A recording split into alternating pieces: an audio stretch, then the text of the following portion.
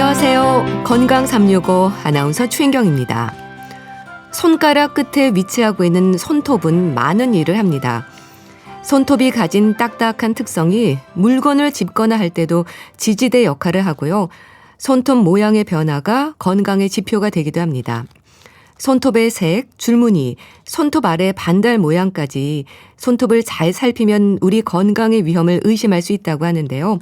건강한 손톱, 그리고 건강 이상을 짐작할 수 있는 손톱의 상태, 잠시 후에 자세히 알아보겠습니다. 건강 365 웅산의 당신만이 듣고 시작하겠습니다. KBS 라디오 건강 365 함께하고 계십니다. 손톱을 보면 건강 상태를 알 수 있다는 말 많이 합니다. 무슨 얘기일까요?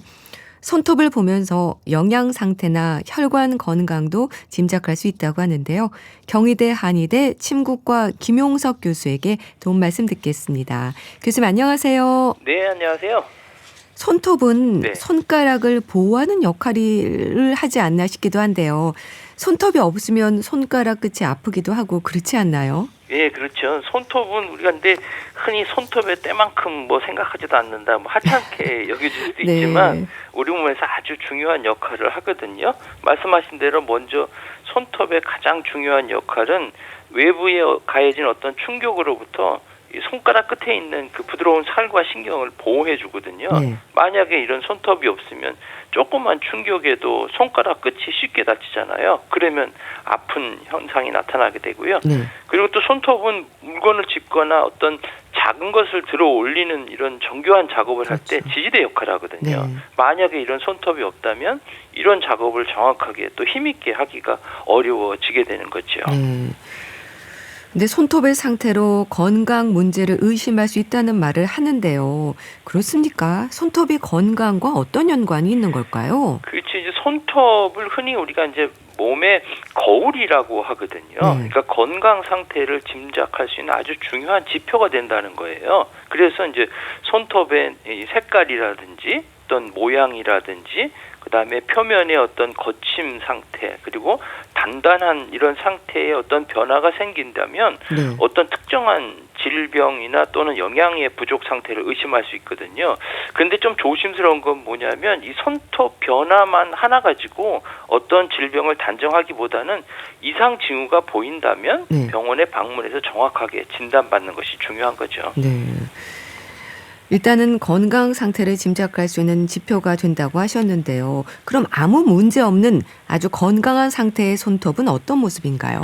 사실 이게 아는 게 상당히 중요하거든요. 이상이 있는 손톱은 한두 가지가 아니잖아요. 그렇죠. 그거를 다 기억하기는 어렵기 때문에 네. 손톱이 이상한지 아닌지를 알아보려면 먼저 건강한 손톱이 어떤지를 알아야 되거든요. 왜냐하면 이런 건강한 손톱의 범위에서 벗어난 것은 문제 있는 손톱이 있기 때문에 쉽게 감별할 수 있거든요.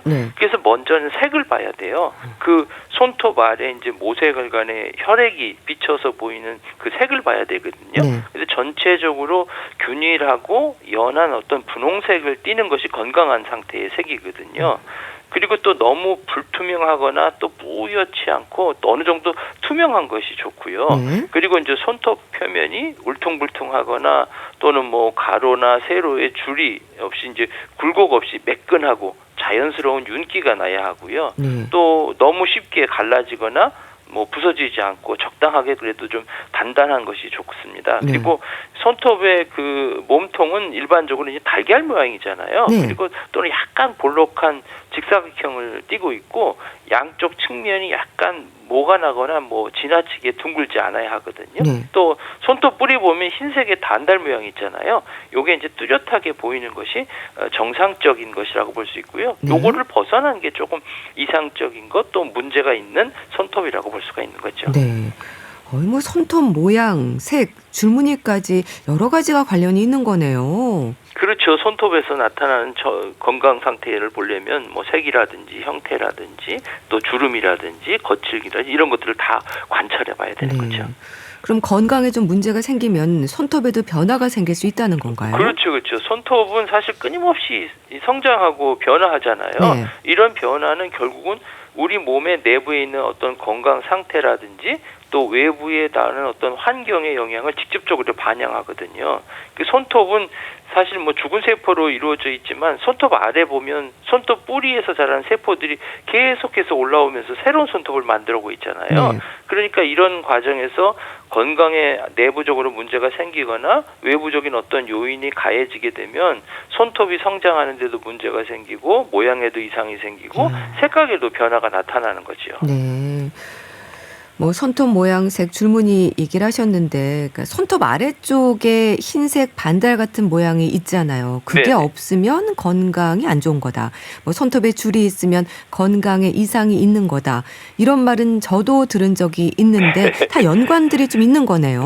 많이 들어보셨을 거예요. 손톱 아래쪽에 하얀 반달 모양과 손톱 줄에 대한 이야기는 아마 많은 분들이 들으셨거든요. 네. 또 뭐 혹하는 이런 경우도 있고요. 네. 사실 앞에도 말씀드린 손톱 자체가 우리 몸의 건강 상태를 반영하는 거울과 같다고 말했기 때문에 네. 이런 변화들은 실제적으로 건강이 있을 수가 있어요. 근데 이제 손톱 뿌리 쪽에 보이는 하얀 반달 모양의 이 조반 원리라고 하거든요. 이 반달 모양으로 이 부분은 손톱이 만들어지는 곳인 어떤 조모의 끝부분이 보이는 것인데요. 네. 이 조모는 세포를 빠르게 성장하고 아직 완전히 각질화되지 않은 부드러운 손톱의 세포가 하얗게 보이는 거거든요. 그러나 이 조월반은 누구나 가지고 있는 것은 아니에요. 어떤 사람은 유전적으로 이런 조월반이 잘 보이지 않을 수도 있고요. 네. 모든 손가락에 똑같이 나타날 수는 없어요. 네. 특히 이제 새끼손가락 같은 데는 잘 안 보이는 경우가 많거든요.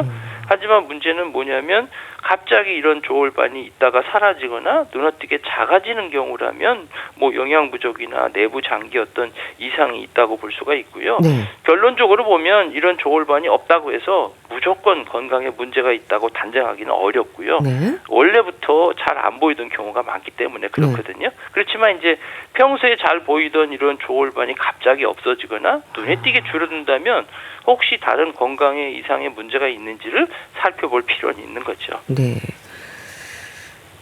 가로줄과 세로줄의 차이도 있나요? 줄무늬도 좀 살펴봐야 된다고 하셨는데요. 그렇죠. 손톱에 생기는 줄무늬는 이제 가로줄로 생기는 게 있고 세로줄로 생기는 게 있거든요. 각각 다른 어떤 의미를 가질 수 있어요. 네. 대부분 이제 세로줄로 생기게 되는 것은 뭐 나이 들면서 피부에 주름 생기듯이 자연스럽게 생기는 어떻게 보면 이런 정상적인 현상이라고 볼 수 있기 때문에 노화의 한 현상으로 보게 되거든요. 하지만 지나치게 뭐 두드러지거나 색깔이 변화가 있다면 조금 이야기는 달라지는 거고요. 그 외에도 뭐 다른 색깔의 세로줄이 생기면 뭐 곰팡이 같은 것들에 또 영양 결핍 이런 문제가 할 수 있고요. 또 이제 가로줄로 생기는 거 있잖아요. 네. 이런 경우는 대부분 손톱의 성장이 일시적으로 멈추거나 어떤 방해를 받았을 때 생기는 이런 줄이거든요. 네. 그러니까 어떻게 보면 손톱이 손상되거나 뭐 질병을 앓았다는 일종의 기록과도 같다고 볼 수가 있어요. 그래서 이제 가려줄이 생겼다면 약 한 뭐 2, 3개월 전에 어떤 몸에 어떤 충격이 있을 가능성이 높다. 그래서 손톱이 자라는데 좀 시간이 걸렸다. 이렇게 해석해 볼 수는 있는 거죠. 네. 영양 결핍도 알 수 있다고 하셨는데 그럼 영양 문제라든지 뭐 혈관 상태도 짐작할 수 있는 건가요? 그렇죠. 이제 손톱의 변화는 사실 영양 문제와 또 혈관 상태를 짐작하는데 아주 유효한 지표가 되거든요. 그래서 한의학에서는 이 손톱이 영양과 관련이 있는 간과 관련이 있다 이렇게 보고 있어요. 그래서 또 손톱 자체가 우리 몸의 어떤 전반적인 건강 상태를 반영하기 때문에 특히 뭐 어떤 특정한 영양소가 부족하거나 뭐 혈액순환에 이상이 있으면 손톱에서 그런 현상들이 나타나는 경우가 많거든요. 또 손톱은 기본적으로 뭐 단백질로 이루어져 있기 때문에 건강한 성장을 위해서는 뭐 다양한 비타민이나 또 미네랄도 필요한 거죠. 또 이제 그래서 이제 특정 영양소가 부족하게 되면 뭐 손톱이 거칠거칠하거나 색깔이 변하거나 뭐 성장하는 속도조차도 좀 늦어지는 이런 형태가 나타날 수 있는 거죠. 그러니까 색도 좀 균일하거나 연한 분홍색이 또 건강한 상태라고 하셨는데 이렇게 영양 문제나 혈관 상태가 좀 안 좋을 때는 연분홍의 건강한 상태가 아니라 색이 이제 변한다는 얘기네요. 그렇지. 이제 손톱 아래에는 이제 모세혈관이 풍부하게 있잖아요. 그래서 뭐 혈액 상태나 어떤 산소 공급의 여부에 따라서 손톱의 어떤 색깔이나 형태가 변할 수가 있는 거예요. 뭐 예를 들면 우리가 뭐 손톱이 푸르거나 이제 보라색으로 변하는 경우 있잖아요. 흔히 네. 뭐 청색증이라고 하는 거예요. 이거는 뭐냐면 혈액에 산소가 부족하다 이렇게 볼 수 있고요. 네. 아무래도 추운 환경에 나가면 일시적으로만 이런 현상들이 나타날 수 있잖아요. 네. 그리고 뭐 손톱이 비정상적으로 막 붉거나 뭐 짙은 붉은색을 띠는 경우 있죠. 이런 경우는 혈액순환이 많이 된다는 거예요. 너무 활발하게 되고 혈액에 좀 문제가 생길 수 있으니까 뭐 혈압이 높은 이런 사람들에게도 이런 현상이 나타나고요. 네. 또 손톱이 이제 전반적으로 혈색이 없이 하얗거나 또 매우 옅은 어떤 분홍색을 띠는 경우 있잖아요. 네. 이런 경우는 빈혈 같은 현상들. 그리고 또 이런 거는 손톱을 꽉 눌렀을 때 원래대로 돌아오는 그런 색이 돌아오는 시간이 또 길어지기도 하지요. 이런 네. 경우는. 네. 그러니까 그러면 손톱을 꾹 눌렀다가 뗐을 때 회복력도 중요한 거네요. 그렇죠. 이제 손톱을 꽉 눌렀다가 떼었을 때 손톱의 색깔이 원래대로 돌아오는 속도가 우리 몸의 어떤 말초 혈액순환 상태를 짐작할 수 있는 아주 중요한 지표가 될 수 있거든요. 네. 우리 손톱을 누르면 일시적으로 모세혈관이 압박되잖아요. 네. 그러면 혈액이 빠져나가 손톱이 하얗게 되거든요. 이때 압력을 딱 띄게 되면은 혈액이 다시 모세혈관으로 채워지면서 손톱이 원래 붉은색으로 띄는 거예요. 대개 뭐 일반적으로 한 2초 이내에 원래 분홍색으로 돌아와야 건강한 혈액순환이 되고 있다 이렇게 볼 수 있는데 만약 뭐 3초 이상 걸리거나 또 아예 붉은색으로 잘 돌아오지 않게 되면 어떤 말초 혈액순환에 문제가 있다 이렇게 볼 수가 있는 거죠. 네. 그리고 손톱이 유난히 잘 깨지거나 갈라지는 경우도 있잖아요. 그럼 이런 부분도 건강 이상의 신호일까요? 그렇죠. 이제 손톱이 잘 깨지거나 갈라지는 것 이것도 마찬가지로 건강의 이상일 수 있거든요. 대개 이제 손톱이 잘 깨지고 갈라진다는 것은 제일 중요한 건 영양이 좀 부족한 경우가 있어요. 네. 특히 이제 뭐 손톱의 주성분이 케라틴이라는 단백질이거든요. 그러니까 단백질 섭취가 부족하거나 흡수가 잘 안 되면 손톱이 약해지고 잘 깨질 수 있는 거죠. 네. 그리고 이제 또 철분이 부족해도 생길 수 있거든요. 아까 이제 철분이 부족해서 빈혈이 생기게 되면 하얗게 된다고 그랬잖아요. 이 철분이라는 게 산소 의무뿐만 아니라 또 손톱 건강에도 아주 중요해요. 그래서 철분이 부족하면 손톱이 얇아지고 쉽게 깨지거나 손가락처럼 이렇게 오목해지는 형태가 나타나고요. 네. 또 손톱 성장에 중요한 미네랄 중에 하나가 아연이라는 성분이거든요. 네. 여기가 부족하다면 손톱이 약해지고 뭐 흰 반점이나 가로줄 이렇게 생기기도 하고요. 또 몸 전체에 수분이 부족하면 이제 모든 게 다 건조해지잖아요. 그렇죠. 손톱도 마찬가지로 건조해지기 때문에 쉽게 뭐 깨지거나 갈라지는 현상도 있고요. 또 내부적으로 뭐 갑상선의 기능이 저하가 되면 갑상선의 기능이 저하가 되면 이제 신진대사가 늦어지잖아요. 그러면 손톱도 성장이나 또 어떤 형태의 거칠거칠한 현상이 생기게 되고 잘 깨지거나 부서질 수 있고요. 또 이제 피부 질환들이 있잖아요.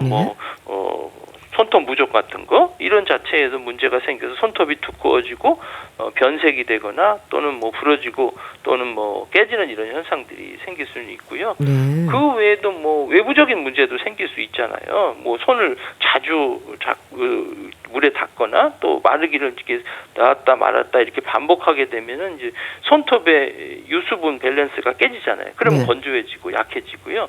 또 이제 주부들 같은 경우는 주방 세제 같은 거 쓰잖아요. 그런 물질이 이제 손톱을 손상시키고 건조하게 만들기 때문에 잘 깨지기도 하고요. 또 요새 이제 네일 아트 많이 하시잖아요. 이런 것도 마찬가지로 지나치게 많이 하게 되면 손톱 표면을 손상시켜서 약하게 만들 수 있고요. 또 뭐 손톱이 뭐 쉽게 약해지고 깨지는 거는 뭐 손톱 부딪히거나 뭐 이런 물리적인 자극을 받거나 충격을 반복되면 이렇게 생길 수도 있고 또 춥고 건조한 날씨에 많이 가게 되면 손톱에 수분이 빼앗기니까 아무래도 건조하게 되고 또 자연적으로 보면 나이가 들게 되면 뭐 건조해지잖아요. 손톱 자체도 마찬가지로 수분의 함량이 줄어들면서 뭐 성장도 늦어지고 또 쉽게 이제 깨지는 이런 현상들이 생기게 되는 거죠. 네. 뭐 단백질, 철분, 아연 이런 수분이 부족하거나 갑상선 기능에 문제가 생기거나 피부 질환도 연관이 있고 손톱의 상태로 건강 이상을 살펴볼 수 있는 거네요. 그런데 또 손톱 모양이 암의 신호일 수도 있다고 하던데 이거는 어떨까요? 그렇죠. 이제 손톱은 우리 몸의 건강 상태를 반영하는 중요한 지표 중에 하나라고 아까 말씀드렸잖아요. 그러다 보니까 손톱 모양이 변화되는 것으로 암을 포함한 여러 질병의 신호가 될 수 있어요. 그런데 문제는 뭐냐면 손톱이 변화되는 것은 대부분의 경우 영양이 부족하나 뭐 곰팡이 감염이나 건조하거나 뭐 비교적 이런 가벼운 원인에 의해서 생기는 경우가 많아요. 네. 그렇기 때문에 손톱이 이상이 발견했다고 해서 무조건 암이다라고 단정하는 것은 안 되고요. 네. 지속적으로 어떤 문제가 생기거나 급격한 어떤 변화가 있을 경우 그런 경우에 참고자용으로 할 것이지 이걸 가지고 확진하는 이런 것으로 해서는 안 되겠죠. 네. 그럼 손톱에 없던 까만색 줄이나 반점이 생기면 암의 신호라는 건 어떨까요? 요거는 조금 주의해야 될 건 뭐냐면요. 손톱 밑에 이유 없이 이제 검은색 이렇게 세로줄이 생기면 이거 뭐 어디 부딪혔나? 나 붙인 적 없는데? 이렇게 생각하는 분들이 많은데 네. 요게 피부암의 일종인 흑색종일 경우가 있어요. 네. 이런 경우는 빨리 피부과에 방문해서 적절한 치료를 받으셔야 되거든요. 네. 검사도 해보시고 네. 또 이런 줄이 점점 이제 시간이 지나면서 크기도 넓이도 불규칙하게 변하거나 뭐 출혈이 있거나 또 손톱 주위에 피부까지 색깔이 변하는 경우가 있거든요. 이런 경우는 훨씬 더 많이 주의를 하셔야 되겠죠. 네. 그러니까 피부 질환과 뭐 흑색종 같은 암의 위험을 분별할 필요가 있겠네요. 그럼 반대로 손톱에 흰 반점이 생기는 경우도 있지 않나요? 이건 괜찮은 건가요?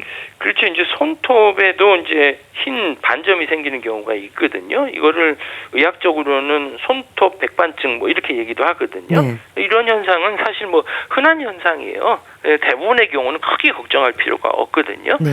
물론 뭐 여러 가지 원인이 있을 수 있지만 가장 큰 원인은 손톱에 조금 가해지는 어떤 미세한 외상 때문에 그렇거든요. 뭐 손톱을 부딪히거나 문에 찍거나 뭐 손톱을 물어뜯는 습관이나 뭐 네일 아트 할 때 손톱에 가해지는 그런 미세한 압력으로 인해서 이 손톱 만드는 세포에 손상이 생기게 되면 손톱이 자라면서 흰 반점이 생겨 올릴 수가 있어요. 네. 그런데 이런 흰 반점은 손톱이 자라면서 점점 자연적으로 위로 밀어 올르잖아요. 그러다 보면 이제 올라오기 때문에 자연히 없어지고 특별한 치료를 하실 필요가 없는 거죠. 네. 근데 문제는 뭐냐면 이런 변화가 지속적으로 나타나거나 다른 증상과 함께 같이 나타난다면 이때는 정확한 원인을 파악하기 위해서 병원에 방문하시는 게 좋죠. 네.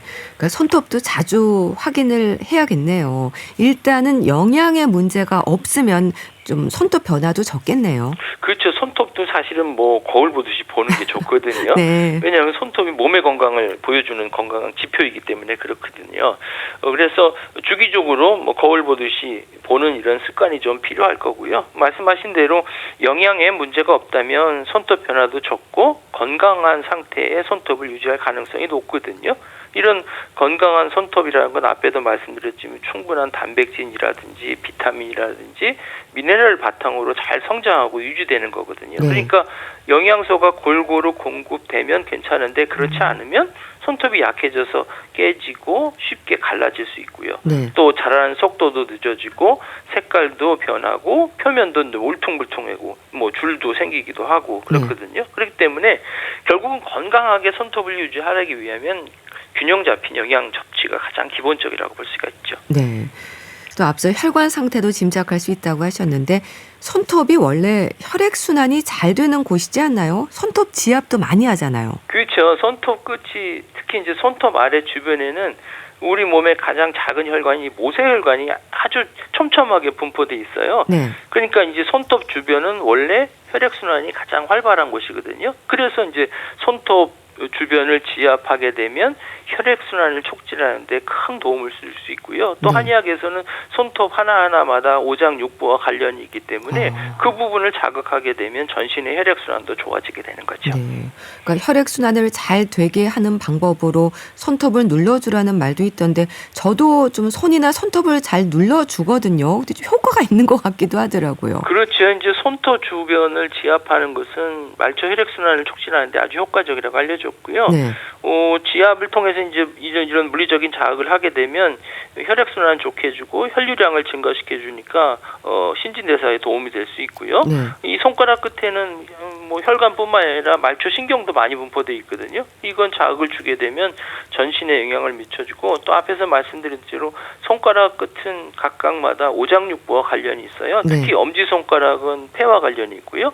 두 번째 검지 손가락은 대장과 그리고 가운데 손가락은 순환기 계통인 심포와 그다음에 네 번째 손가락은 뭐 호르몬이나 체월 조절 관리는 삼초라는 경락과 그리고 새끼 손가락은 심장과 소장과 관련이 있어요. 그러니까 손가락 끝을 자극을 하게 되면 전신의 순환도 좋아지고 또 뇌를 활성화시키고 그래서 피로 회복이나 어떤 집중력 향상에도 도움을 줄 수가 있는 거죠. 네.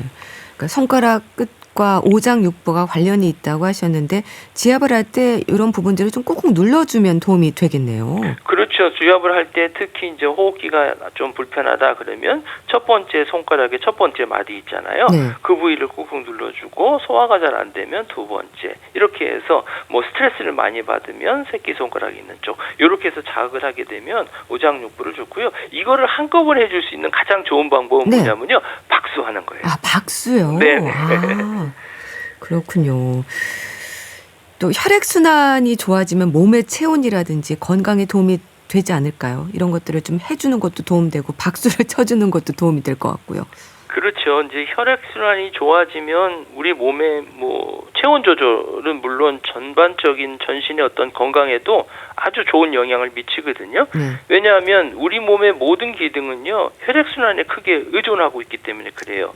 피가 다 통해야 되잖아요. 그렇지 않으면 썩게 되고 또 순환이 잘 안 되면 정체되면 여러 가지 불편함이 생길 수 있거든요. 그리고 또 혈액이라는 것은 우리 몸에 열을 운반하는 역할을 해요. 그래서 심장에서 이 더워진 혈액이 온몸을 돌면서 그 열을 각 조직하고 장부에 전달해서 우리 몸의 체온을 일정하게 유지하는 데 도움을 주거든요. 그렇기 때문에 혈액순환이 좋을 때는 혈액이 막힘없이 원활하게 구석구석까지 우리 몸의 구석구석까지 따뜻한 피가 전달되고 또 그래서 이제 손발이 차갑거나 어떤 부위가 시린 현상들이 줄어들고 그리고 구석구석마다 영양이 공급이 잘 되니까 신진대사가 활성화될 수 있겠고요. 그래서 반대로 혈액 공급이 원활하게 되지 않게 되면 일정한 어떤 부위가 차가워지게 되고 막 시리게 되고 온도가 좀 차가운 느낌을 생기거든요.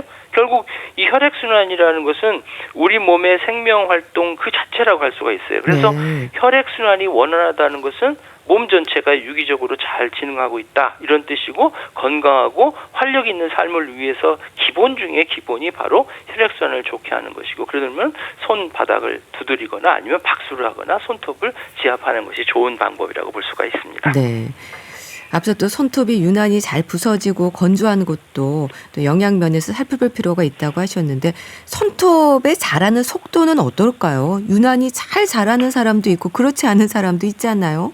그렇죠. 영양 상태와 많이 관련이 있거든요. 손톱은 일반적으로 일정한 시간 내에 이렇게 자라게 조금씩 자라게 되는데 그것이 자라기 멈춘다는 것은 그것을 자랄 만큼의 영양 공급이 잘 되지 않았다 이렇게 볼 수가 있기 때문에 또 혈액순환이 그만큼 좋지 않다는 것들을 의미할 수 있거든요. 그래서 이런 분들 같은 경우는 손톱 끝을 자극해주고 따뜻하게 해줄 필요는 있는 거죠. 네.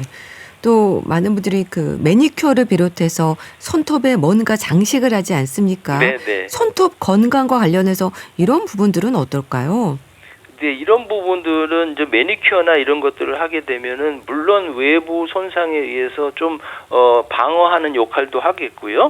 또 그렇지만은 또 미용에도 좋은 면도 있겠지만 그러나 이게 혈액순환에도 좀 좋지 않은 경우도 있어요. 그래서 너무 지나치게 그곳에 오랫동안 두게 되면 앞에서 말씀드린 네일 아트 같은 것들을 너무 많이 하게 되거나 강하게 하게 되면 조금 순환에는 또 문제가 될 수 있다고 말씀드렸잖아요. 그렇기 때문에 외부 자극이 또 지나치게 오랫동안 되게 되면 건조해질 수도 있고 혈액순환에 문제될 수 있기 때문에 장기간에 이런 형상을 또 지속적으로 하게 되면 무리하게 하게 되면 손톱 표면을 손상시켜서 약하게 될 수 있기 때문에 이런 것들도 주의를 좀 하실 필요는 있는 거죠. 네, 알겠습니다. 손끝을 자극해 주거나 손바닥을 부딪혀 주거나 박수를 치는 것이 또 손톱 건강에 도움이 된다는 것도 기억을 해야 되겠습니다. 자, 오늘은 손톱 모양과 건강에 대해서 짚어봤는데요. 경희대 한의대 침구과 김용석 교수와 함께했습니다. 말씀 감사합니다. 네, 감사합니다. KBS 라디오 건강 365 함께하고 계신데요. 이승철의 My Love 듣고 다시 오겠습니다. KBS 라디오 건강 365 함께하고 계십니다. 건강책 정보 북컬럼니스트 홍순철 씨 어서 오세요. 네, 안녕하세요.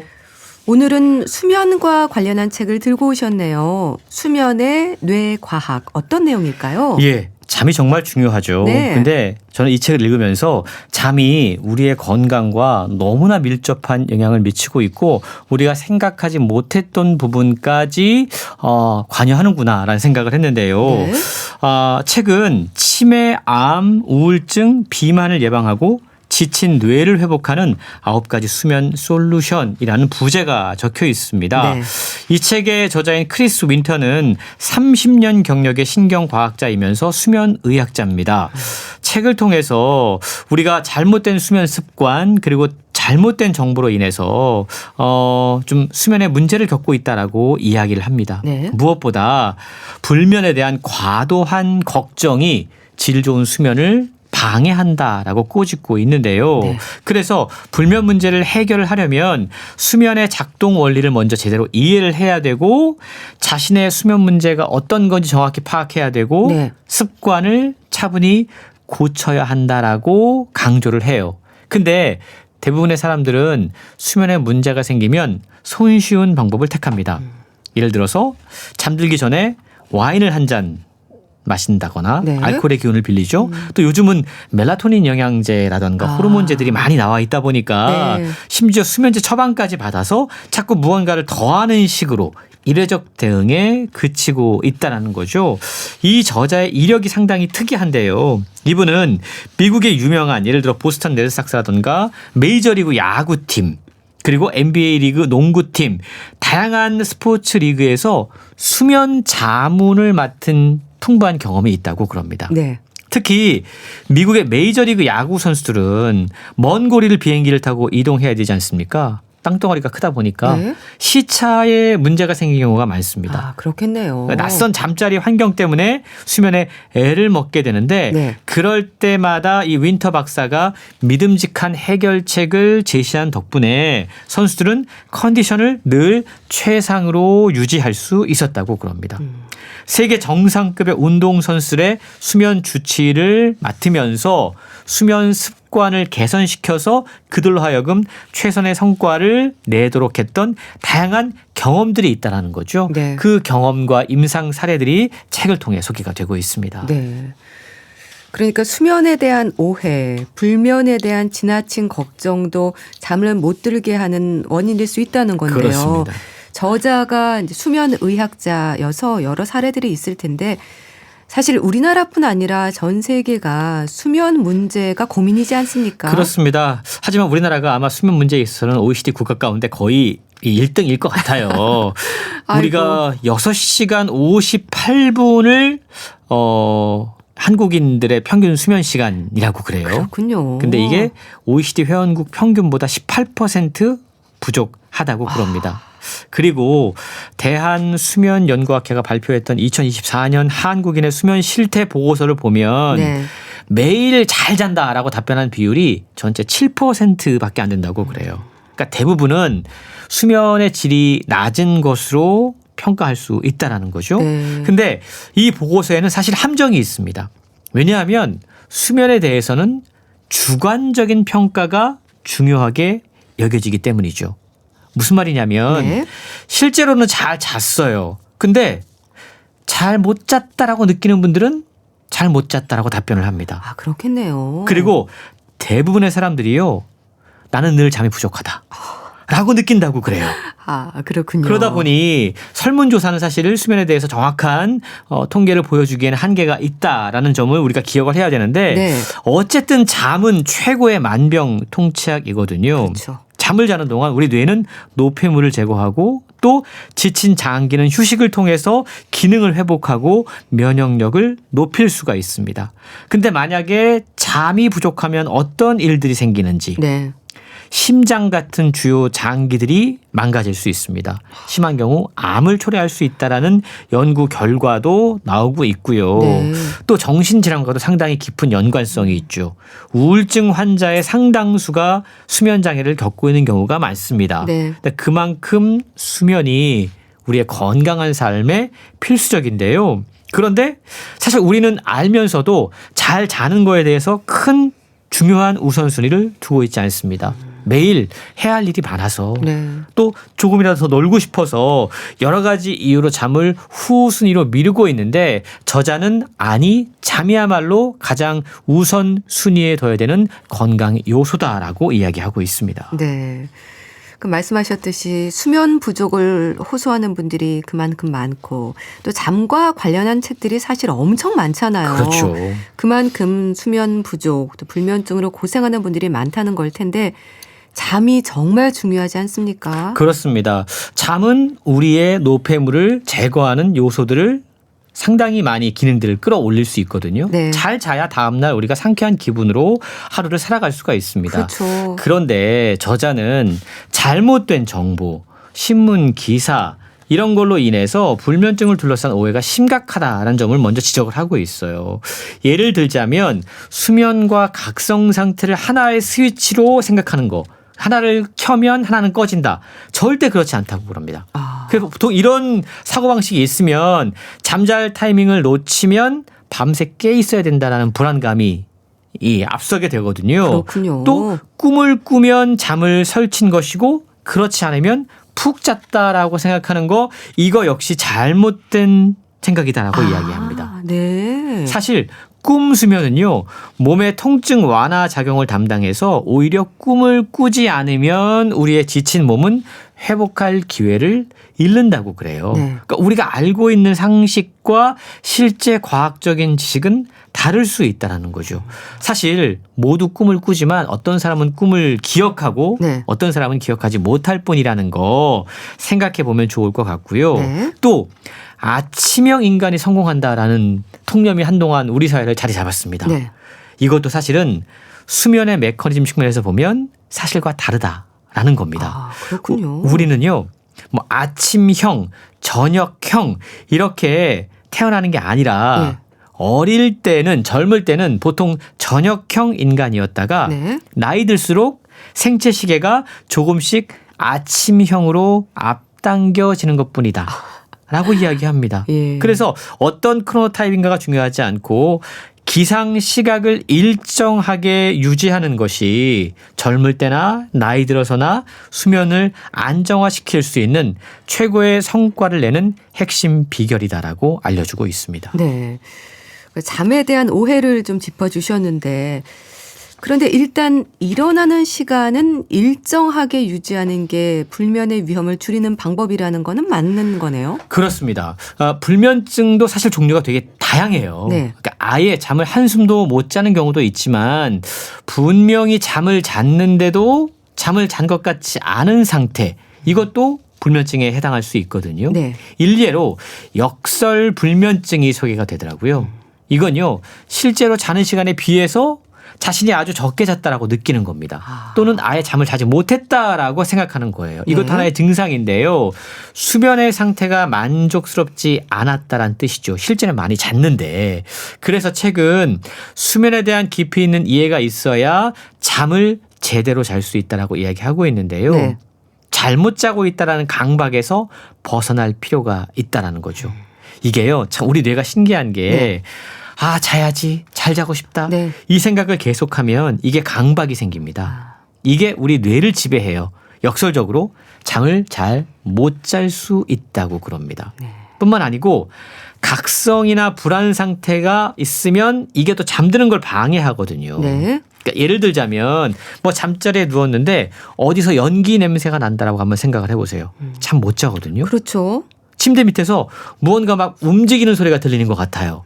잠을 못 잘 수 있습니다. 네. 또 잠에 들지 못할 것 같다라고 걱정하는 마음이 수면을 가로막기도 해요. 이게 각성이라든가 불안 상태가 있어서 잠이 들지 못하는 경우가 이런 경우들인데 이런 경우에는 이 각성이나 불안 상태를 해소하는 것이 먼저 급선무라는 거죠.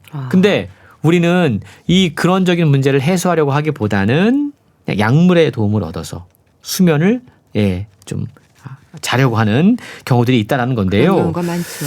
또 한 가지 수면과 관련해서 네. 비만을 우리가 좀 생각을 해봐야 될 것 같아요. 비만과도 관련이 있나요? 상당히 큰 연관성이 있다고 그러는데요. 최근의 연구 결과에 따르면 네. 체중 증가 비만이 수면의 질을 떨어뜨리는 가장 핵심적인 요인이라고 그럽니다. 왜냐하면 체중이 늘면 네. 기도가 좁아지고요. 수면 중 호흡이 원활하게 이루어지지 못하기 때문이라는 거죠. 살찌면 이 기도도 살이 찌고요. 네. 코골이도 그 증상 가운데 하나라고 이야기하고 있습니다. 그래서 비만이 문제가 되는 거군요. 사실 수면과 숙면에서 뭐 코골이나 수면 무호흡의 문제가 지적이 되는 경우가 많잖아요. 그만큼 중요하다는 얘기겠죠. 그렇습니다. 수면 무호흡증 환자들 생각보다 상황이 좀 심각한데요. 네. 밤에 자는 동안 뇌에서 산소가 부족해지는 현상을 최대 시간당 60번까지 겪는다고 그래요. 이게 잘 잘 수 있을까 싶어요. 그러게요. 수면의 질이 좋을 수 60번까지나요. 없거든요. 그렇죠. 이게 수면 무호흡증은 뇌에서 산소를 빼앗는 수면 장애거든요. 우리 뇌의 평균 무게가 보통 1.3kg에 불과하다고 하지만 뇌에서 우리 체내 산소의 20%를 사용한다고 그럽니다. 네. 그러니까 수면 무호흡증 환자는 밤 동안 뇌에서 산소가 60번 부족한 상황을 겪게 되는데 수면의 질이 안 좋은 거고 예. 또 수면 무호흡증을 비롯한 수면 장애가 있다면 암 발생 위험도 함께 증가한다라는 사실도 충격적이라고 그러는데요. 네. 간헐적 저산소 상태 이게 이제 산소가 부족한 거죠. 이게 폐암이라든가 갑상선암, 암세포 성장을 활성화시키게 됩니다. 뿐만 아니고 수면과 암과의 연관성은 다른 연구를 통해서도 증명되고 있는데요. 네. 책에 보면 미국 워싱턴 주립대학교 연구진의 연구 결과가 소개가 되고 있는데 네. 특히 야간 근무하는 분들 암 관련 유전자를 손상시켜서 발암 위험을 높인다고 그래요. 다른 연구를 보면 네. 야간 근무를 하는 남성은 전립선 암의 위험이 2배에서 3배가량 높은 것으로 확인됐다고 그럽니다. 그래서 세계보건기구가 야간 교대 근무를 EA9로 분류했거든요. 위험성을 경고했거든요. 근데 이 A9는요. 인간에게 암을 유발할 가능성이 높은 물질인데 우리가 음식을 먹는 거에만 이런 어떤 암 유발을 생각할 게 아니라 네. 잠을 제대로 못 자는 것도 사실은 암 유발과 상당히 깊은 연관성이 있다는 걸 생각을 해야 된다는 네. 거죠. 참 잠을 잘 자는 게 얼마나 중요한 건지 깨닫게 되는데요. 그럼 해결책에 대한 조언도 자세히 담겨 있습니까? 예, 보통 우리가 수면제를 가장 쉬운 방법으로 선택을 합니다. 저자는 수면제 간혹 사용하는 것, 일시적 사용은 허용을 해요. 네. 하지만 이게 문제는 습관이 되는 겁니다. 매일 밤 습관적으로 복용하는 것은 오히려 수면의 질을 저하시키고 또 무기력증을 유발한다고 그러는데요. 네. 책에 보면 잠에 대한 스트레스를 통제하는 연습이 소개가 돼요. 누구나 다 잠에 대한 스트레스가 있지 않습니까? 첫 번째가 한 달 동안 잠 이야기를 입도 뻥끗하지 마라 라는 겁니다. 네. 그냥 누군가 잠에 대해 물어도 네. 그냥 잘 자요 신경 쓰지 말라는 겁니다. 이게 사실은 되게 중요한 포인트인데요. 잠을 설쳐서 머리가 멍하네 이런 얘기도 하지 말라는 거예요. 그렇군요. 이게 잠과 약간 거리를 두는 겁니다. 네. 두 번째 잠과 관련된 스트레스에서 벗어나는 연습은 한 달 동안 수면 관련 컨텐츠를 끊는 겁니다. 보통 잠 못 자는 분들은 되게 집착을 해요. 어떻게 하면 잘 잘 수 있지? 뭐 유튜브, 책, 영상 여러 가지 도움되는 컨텐츠를 찾아보게 됩니다. 보지 않는 것이 중요하다고 그래요. 이것도 거리를 두는 방법이죠. 네. 세 번째 수면에 대한 스트레스에서 벗어나는 방법은 누가 몇 시에 자냐고 묻는다면 잠자리에 드는 가장 이른 시간을 답하는 겁니다. 보통 잠자리 드는 시간이 조금씩 다르잖아요. 그렇죠. 어느 날은 좀 일찍 9시에 잤고 어느 날은 잠을 못 자서 새벽 1시, 2시에 자고 막 그래요. 근데 누군가 묻는다면 제일 일찍 잠든 시간. 네. 나 9시에 잠들어요 라고 답변하는 겁니다. 이게 자기 암시라고 그래요. 네 번째는 누웠는데 잠이 오지 않으면 네. 목표 지향적 활동을 하는 것이라고 그럽니다. 명상을 하거나 몸을 이완하면서 통제할 수 있는 휴식에 집중하는 것이다. 그래서 가만히 누워있지 말아라 라고 이야기하고 있고요. 네. 다섯 번째, 잠이 오지 않으면 구체적으로 무엇을 상상하는 데 시간을 쓰는 것. 여섯 번째, 나는 잠을 잘 자는 사람이라고 자신을 속이는 것. 네. 이것이 수면과 관련된 스트레스에서 벗어나는 방법입니다. 네. 근데 만약에 이런 6개의 방법을 다 써도 네. 수면 스트레스가 통제되지 않는다면 어떻게 해야 될까요? 책에는 마지막 7번째 방법을 소개합니다. 재밌는데요. 네. 군에 입대하거나 의과 레지던트 수련 과정을 거쳐라. 몸을 좀 고되게 하는 거네요. 맞습니다. 비유입니다. 그러니까 훈련소에서 고된 훈련을 받거나 병원에서 당직 서면서 네. 잠을 제대로 자지 못하는 사람을 본 적이 없다. 그러니까 몸을 과도하게 혹사할 수 있는 방법, 낮에 그렇게 하게 되면 네. 자연스럽게 잠을 잘 수밖에 없다라고 설명하고 있습니다. 네. 잠에 대한 잘못된 오해가 오히려 질 좋은 수면을 방해하는 경우도 있다고 하셨는데 이 부분도 좀 더 짚어주시면 좋겠어요. 예, 잠을 잘 못 자는 상태가 아닌데도 잠을 잘 못 잔다. 내가 불면증이다라고 생각하는 사람들이 분명히 있습니다. 네. 그 이야기는 뭐냐면 수면이 마음에 들지 않는다라는 거거든요. 근데 수면이 마음에 안 든다고 해도 여전히 잠을 잘 수가 있습니다. 우리가 하는 일이 마음에 안 들어도 일하러 가잖아요. 네. 똑같은 거죠. 많은 경우 불면증은 수면의 부재에서 비롯되는 것이 아닐 수 있다라고 책은 이야기합니다. 그 말은 뭐냐 하면 잠을 잘 자는데 본인이 잘 못 잤다라고 느끼는 분들이 많이 있다라는 거죠. 이전까지 잠을 잘 못 잔다고 생각하던 환자가 네. 실제로는 잠을 잘 자고 있다는 사실을 객관적으로 보여주는 것. 이거 역시도 하나의 치료다. 라고 이야기할 수 있는 겁니다. 실제로 잠자는 시간과 또 수면을 체크할 수 있지 않습니까? 수면 단계를. 그렇죠. 이걸 보여주면 내가 잠을 잘 자고 있었네 라고 자각하게 된다는 네. 거죠.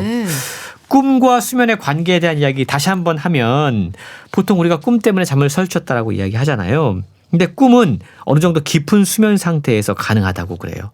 보통 수면 단계가 웨이크 단계에서 N1, N2, N3 그리고 우리가 아는 렘 수면 이렇게 깊은 수면으로 들어가게 되는데 보통 꿈은 N3 수면 단계 네. 비교적 깊은 단계에서 꿈을 꾼다고 그럽니다. 근데 이 시기가 보통 잠의 전체의 25%를 차지하고 밤잠의 전반기에 분포한다고 그러는데 네. 이 N3 수면에서 우리 몸이 회복이 이루어진다고 그래요. 그리고 성장 호르몬도 이때 분비된다고 그럽니다. 네. 내가 나이 다 먹었는데 무슨 성장 호르몬이 필요해? 라고 생각할 수 있는데 네.